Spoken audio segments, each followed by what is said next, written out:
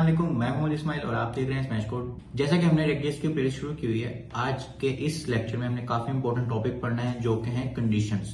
कि हमने कंडीशंस लगा के अपने यूआई को कैसे अपडेट कर लेना है बगैर किसी अलहदा जावास्क्रिप्ट के फाइल के, बल्कि हमने डायरेक्ट एचटीएमएल में ही ये चीज कैसे कवर करनी है। आज इस वीडियो में हमने वो देखना है, तो वीडियो को शुरू से लेके एंड तक लाजमी।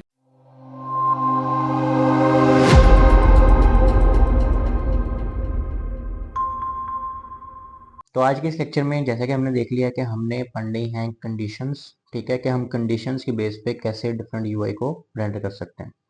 तो React.js हमें ये एबिलिटी दे देता है कि हम डिफरेंट कंडीशंस की मदद से डिफरेंट एक्शन परफॉर्म कर सकते हैं, और बजाय कि हम बार बार पेज रिफ्रेश करवाएं या लोड करवाएं, बल्कि हम डिफरेंट कंपोनेंट्स को डिफरेंटली शो कर सकते हैं बहुत ही आसानी के साथ। और इससे हमें फ़ायदा क्या होता है? एक तो फ्लेक्सिबल हमारा यूआई हो जाता है, हम अपनी जो कोड के ऊपर लॉजिकल कंट्रोल रख सकते हैं, और हमारा जो स्ट्रक्चर है वो बहुत ही ज़्यादा क्लीन हो जाता है। ठीक है, मतलब कि हमें पूरा जावास्क्रिप्ट में जाके सारा कुछ बताना नहीं पड़ता, हम डायरेक्टली एचटीएमएल के साथ खेल लेते हैं, और हम अपनी कंडीशंस के बेस के ऊपर हम अपने कोड को डिफरेंटली यूआई में शो करवा सकते हैं। सबसे पहले हमारी जो कंडीशन है वो है इफ एल्स की स्टेटमेंट। ठीक है, तो इफ एल्स स्टेटमेंट हमने ऑलरेडी जावास्क्रिप्ट में भी पढ़ी हुई है, एडवांस जावास्क्रिप्ट में भी पढ़ी हुई है। अब देखते हैं रिएक्ट जेएस में हमने उसको कैसे यूज करना है। तो हम चलते हैं अपने कोड के ऊपर और देखते हैं उसको हमने कैसे यूज करना है। अच्छा जी, यहाँ पे हम एक और स्टेट अपनी पहले तो बनाते हैं। ठीक है, और उसमें हम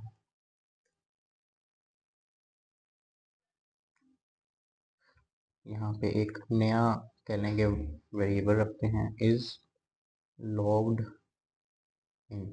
ठीक है, और इसको हम कर देते हैं सेट इज लॉग्ड इन, और इसकी हम वैल्यू कर देते हैं फॉल्स। ठीक हो गया, और नीचे जाके हम एक कंडीशन लगाते हैं, फॉर्म के ऊपर ही लगा देते हैं। तो सबसे पहले हम यहाँ पे एक कंडीशन लिख लेते हैं कि इफ इज लॉग्ड इन, यहाँ पे हम रिटर्न के साथ, अच्छा हम एक जगह गलत कर रहे हैं, हमने ये फॉर्म के अंदर नहीं करना था, मतलब फॉर्म के टैग के अंदर नहीं करना, बल्कि इधर करना है। ठीक है, हम रिटर्न करवा देते हैं एक h2 को, और उसके अंदर हमने लिख दिया है, अगर तो यूज़र लॉग्ड इन हो तो हम लिख कहेंगे वेलकम यूज़र। ठीक है, लेकिन अगर यूज़र लॉग्ड इन नहीं है, ठीक है, तो हम ये ब्रैकेट बंद करेंगे और यहाँ लिखेंगे एल्स, और न्यू ब्रैकेट शुरू करके हम सेम इसी को ले जाएंगे और इसमें करेंगे प्लीज लॉग इन। ठीक हो गया। अब हमें जो मसला आ रहा है ना, यहाँ पे एक और मसला आ रहा है, इसको हम यहाँ से भी ख़त्म करते हैं। ठीक है, और एक दफ़ा फॉर्म के बाद हम यहाँ पे लिखते हैं, या हम स्टूडेंट वाले कंपोनेंट में ये चीज़ लिख लेते हैं फिलहाल के लिए, इसको करते हैं कमेंट, क्योंकि हम एक ही चीज़ एक वक्त में रिटर्न कर सकते हैं ना, तो इसलिए हमें इश्यूज आएंगे यहाँ पे।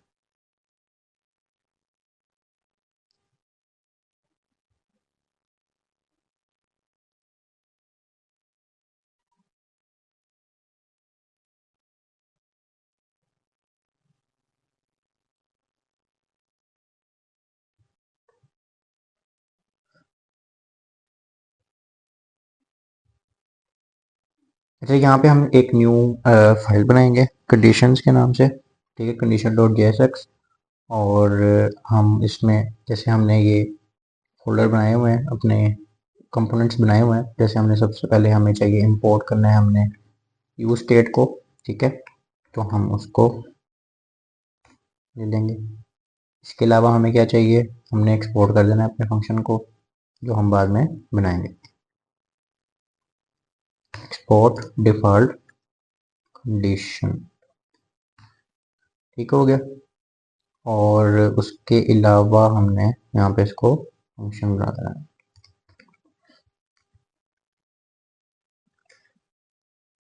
इसके अलावा अब हमने अपना फंक्शन शुरू कर देना है और उसमें अब हम यूज स्टेट के ज़रिए कंडीशन यूज़ करेंगे और डिफरेंटली चीज़ों को परफॉर्म करेंगे। ठीक हो गया। तो सबसे पहले हम इसमें एक वेरिएबल बनाते हैं कॉन्स्ट के नाम से, कॉन्स्ट में, और इज लॉग्ड इन। ठीक है, और इसको हम इसके इक्वल रख देते हैं ट्रू के। ठीक है, को हम ठीक है, हमें ना सेट स्टेट इसमें अभी फिलहाल नहीं चाहिए क्योंकि हमने इसकी जो वैल्यू है वो चेंज नहीं करनी।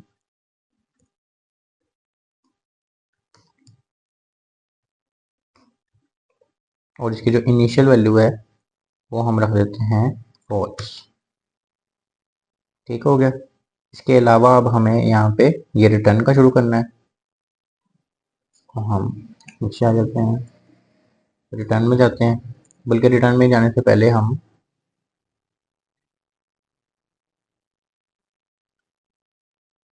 रिटर्न में हम जाने से पहले यहाँ पे एक कंडीशन शुरू करते हैं इफ एल्स की। इफ इज लॉग्ड इन यानी ट्रू हो अगर, तो आप एक हेडिंग रिटर्न कर दें, रिटर्न हेडिंग जिसके अंदर लिखा हो वेलकम यूज़र, यानी कि अगर तो यूज़र है, ठीक है, यूज़र लॉगिन है, तो उसको हम यूज़र लॉगिन ही शो करेंगे। ठीक है, लेकिन अगर यूज़र लॉगिन नहीं है तो क्या हो, तो हम इसकी एक कॉपी बना लेते हैं और यहाँ पे हम शो करेंगे प्लीज लॉगिन।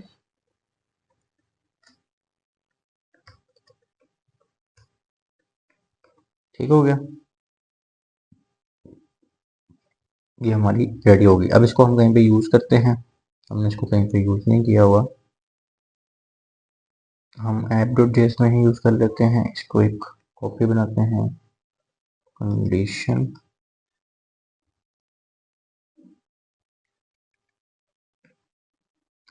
और इसको हम इसके साथ भी रिप्लेस कर देते हैं और हम इसमें सबसे ऊपर भी इसको शो कर सकते हैं।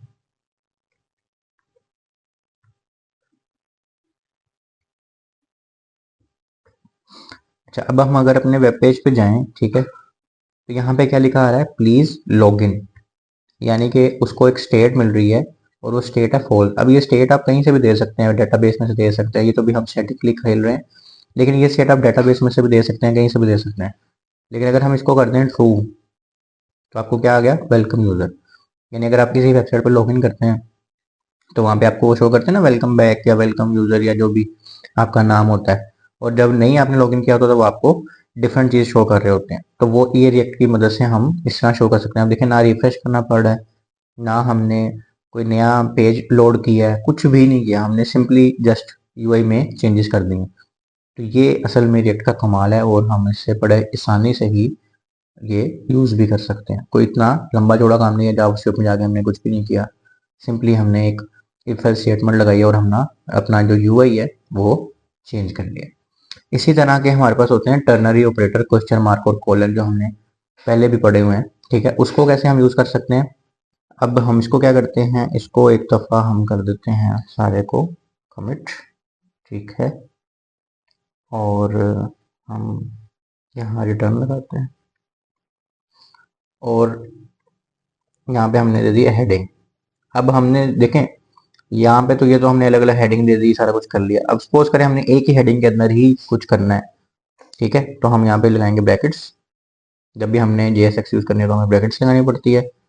और हम यहाँ पे एक नया बनाते हैं, पहले स्टेट से इज ऑनलाइन। ठीक है, और इसको हम कर देते हैं, ये कोई भी, ये जो आपने कंडीशन चेक करनी है ना, ये टेक्स्ट भी हो सकती है, कोई नंबर भी हो सकता है, कुछ भी हो सकता है, तो इसमें परेशानी नहीं होनी चाहिए। सिर्फ ट्रू फॉल्स जो है, जैसे मैंने ट्रू फॉल्स कर दिया, अब ये ऑनलाइन वाला हो गया, यानी कि टेक्स्ट हो गया, स्ट्रिंग हो गई। ठीक है। अब हम इसको लेते हैं इज ऑनलाइन, यानी कि वो इसको चेक करेगा। अगर तो ट्रू हो, यानी क्वेश्चन मार्क के बाद वो चीज़ हो जाए, यानी अगर ये चीज़ ट्रू है तो अब जो मैं लिखने लगा हूँ वो हो जाए। तो हम यहाँ पे ट्रू फॉल्स भी कर सकते थे, ठीक है। ये टेक्स्ट स्ट्रिंग वाला है ना, जैसे हम इसको ट्रू फॉल्स कर लेते हैं, क्योंकि टर्नरी ऑपरेटर में हमारे पास ट्रू फॉल्स ही चलेगा, लेकिन हम कंडीशन कोई भी लगा सकते हैं। अच्छा, अगर तो इज ऑनलाइन ट्रू हो, यानी इस क्वेश्चन मार्क का मतलब है ट्रू हो तो ऑनलाइन शो कर दो, अदरवाइज ऑफलाइन शो कर दो, यानी ये एल्स स्टेटमेंट होगी आपकी। तो अब हमने एक में ही ये सारी जावास्क्रिप्ट वगैरह सब कुछ यूज कर लिया। तो अगर अब हम जाके देखें, यहाँ पे हमारे पास क्या शुरू हो गया, ऑनलाइन, ठीक है। और अगर हम यहाँ पे इसकी जो वैल्यू है वो कर दें फॉल्स, तो हमारे पास ऑफलाइन शो हो गया, ठीक है। अगर इसको हम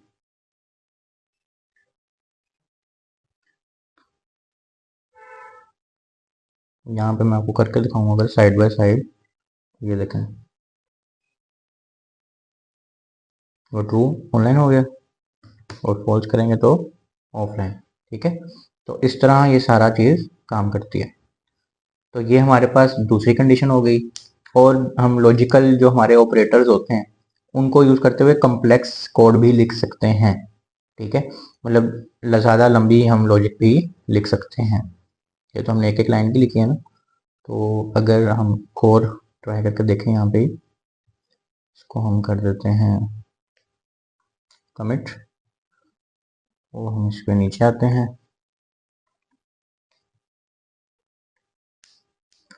हम इसमें एक div बनाते हैं, ठीक है। और उससे पहले हम लिख देते हैं वेलकम, और इसके बाद हम अपना एक JSX शुरू करते हैं, ठीक है। उसमें हम ले लेते हैं एज, अगर तो ग्रेटर देन और इक्वल टू 18 हो, ठीक है। तो और इसके आगे हम एंड ऑपरेटर लगा देते हैं। अब इस एंड ऑपरेटर का मतलब है कि यहाँ पे सिर्फ इफ की कंडीशन होगी, एल्स होगा ही नहीं, सही है। यानी कि एज 18 होगी तो ये हो जाए, अगर 18 ना हो तो कुछ भी नहीं हम बता रहे, ठीक है। तो हम सिर्फ अगर 18 हो, और उससे पहले हम एक वेरिएबल बना देते हैं ना एज का स्टेट में, और उसकी वैल्यू हम रख देते हैं 17। अच्छा जी, अगर एज 18 के इक्वल हो तो क्या हो जाए भाई, एक एक और हम टैग यूज कर रहे हैं ई का, ई को बंद करते हैं, ठीक है। और उसके अंदर लिख देते हैं you are eligible to vote, यानी कि अगर 18 ईयर्स के हैं तो वो एलिजिबल हैं वोटिंग करने के। इसी के अंदर अगर हम स्टाइलिंग भी करना चाहते हो तो हम यहाँ पे कलर दे देंगे, डबल हमने वो लगाई हैं ब्रैकेट्स, ठीक है। और हम और इसको हम चेक करते हैं।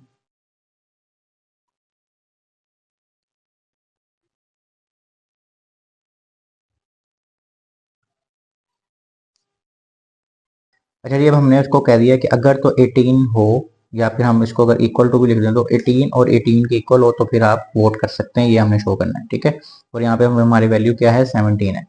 तो अगर हम जाएं तो हमारे पास यहाँ पे सिर्फ वेलकम शो हो रहा है। यहाँ पे हम वेलकम वोटर लिख लेते हैं ताकि हमें पता लगे हमारा काम शो भी हो रहा है कि नहीं, ठीक हो गया।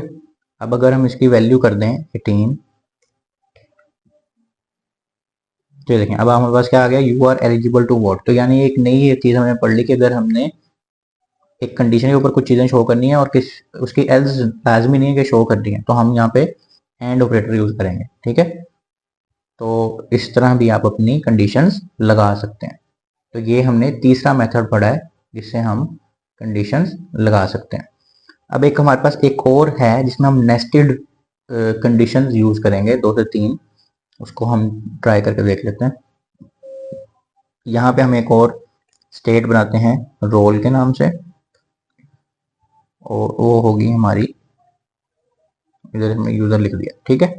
एक क्या कहते हैं इसको, स्ट्रिंग होगी हमारी, इसको हमने कमेंट कर दिया। और अब हम लिखेंगे रिटर्न, और उसके अंदर हम लिखेंगे ये, अगर तो भाई रोल इज 3 दफ़ा इक्वल लगाना है ताकि वो टेक्स्ट की हर चीज़ चेक कर सके, ठीक है, टाइप भी और एग्जैक्टली सारे वर्ड्स वगैरह सारा कुछ।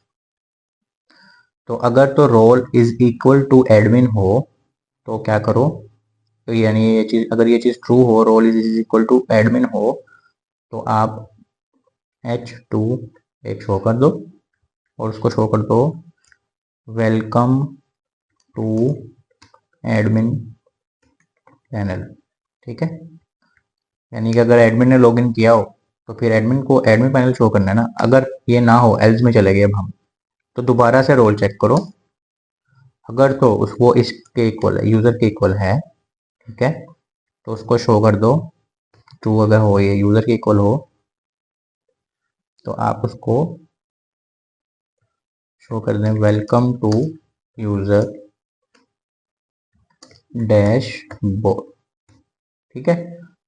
ये भी अगर ना हो तो भी तो हो सकती है ना कंडीशन, यानी कि हम नेस्टेड जा रहे हैं ज़रा, तो एक H2 दोबारा शो कर दो और उसमें कर दो गेस्ट मोड, ठीक है। 3 रोल्स हमने उसको ये डिफाइन कर दिए हैं इस वक्त, ठीक हो गया।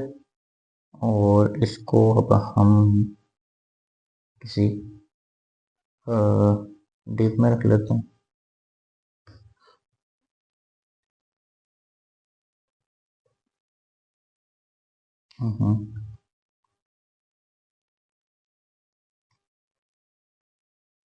ठीक हो गया, इसको हमने एक डिव में रख लिया, तो जो हमारा यहाँ एरर आ रहा था वो भी ख़त्म हो गया। अब हम जाते हैं अपनी स्क्रीन पे, हम राइट साइड को डाल देते हैं।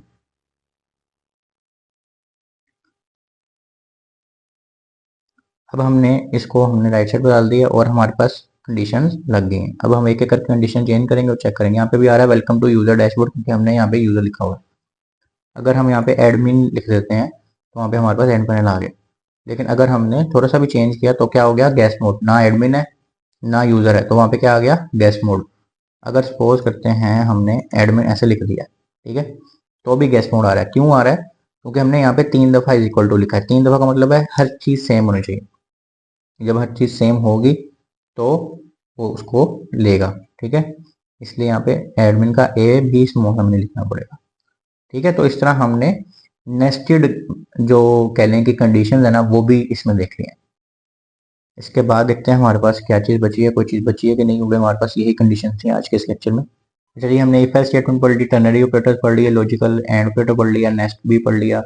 तो अब हमारे पास कुछ भी नहीं है। तो हमने आज ये देखा कि हम डिफरेंट कंडीशंस लगा के किस तरह अपने यूआई को सिंपल तरीके से अपडेट कर सकते हैं, ठीक है। तो उम्मीद है आपको समझ आई होगी। अगर आपको समझ नहीं आई तो आप कमेंट्स में पूछ सकते हैं, फेसबुक के ग्रुप में पूछ सकते हैं, लेकिन इसकी प्रैक्टिस लाजमी करनी है आपको। अपना बहुत सारा ख्याल रखिएगा, मिलते हैं अगली वीडियो में। अल्लाह हाफिज़।